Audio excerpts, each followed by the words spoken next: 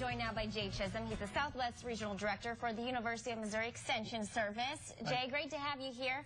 And look at all these beautiful flowers that you brought. Yeah, it's a great time of year. I mean, there's nothing that would decorate a holiday table up or your home a little more than a beautiful poinsettia right before Christmas. That's it's a great right. time. It's a great and time I was just telling you beforehand that I'm really glad that you're on this show because I had difficulty keeping mine alive. I had to throw it out a couple weeks ago. Well, it's a good thing. You know, actually got these at Joplin Greenhouse in Joplin, and they're going to let us give these away, so we'll give one to you to replace that one. Oh. That is so sweet. Let's hope I can keep it alive after this segment. But before we talk about picking out the perfect poinsettia, what is the history behind this? Because it's really fascinating. Yeah, it's pretty interesting. They're actually, you know, they're a tropical plant. We use them at Christmas time, but they're really a tropical plant. Comes from Mexico. We were talking during the break. Joel Poinsett was an ambassador to Mexico. He's actually the first ambassador to Mexico. He actually went down there. His job was to purchase Texas, the territory of Texas. He failed at that job, but he brought back poinsettias. You know, couldn't do the job he was supposed to do, but he brought us these. That's right. That's right. And then they end up naming the poinsettia after him. So another thing that's interesting about poinsettias, and it's kind of an old folklore, is that they're poisonous. That's been around a long time. People will say it's poisonous, you know, don't let your kids be around them. That's really not true. You know, Ohio State University has done research on it. They've, you know, they used just lab rats and fed them an equivalent of like a 50-pound child eating, like 500 or 600 leaves, and you know the rat's fine. They were fine. That's right. Huh, right. So they're not poisonous at all. And I'm smiling. Good to know. My minister back there is laughing at me. All right. So the first step when we go to the store, we're picking out these flowers. What do we need to keep in mind? Right. It's the main thing is find one that really looks fresh to you, and remember the colorful bracts. These are just specialized leaves. So the red, the colors you see here are specialized leaves. The flower is actually the center. I don't know if they can get in close enough to see it or not. Yeah. But the little yellow centers, those are actually the flowers. And you want to see one, you want to buy one, the freshest one is just starting to have a little bit of pollen come out of that flower.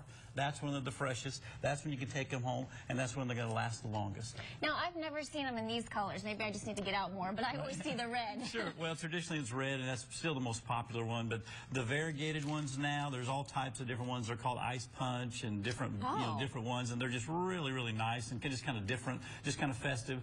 You know, they're bred to last longer, bloom longer, do better in your house. Okay, so maybe I should have got these to last longer. All the poinsettias are that way. I particularly like this one, that rose. This one is really pretty, yeah. Another interesting fact about poinsettias, they were actually first used as a cut flower.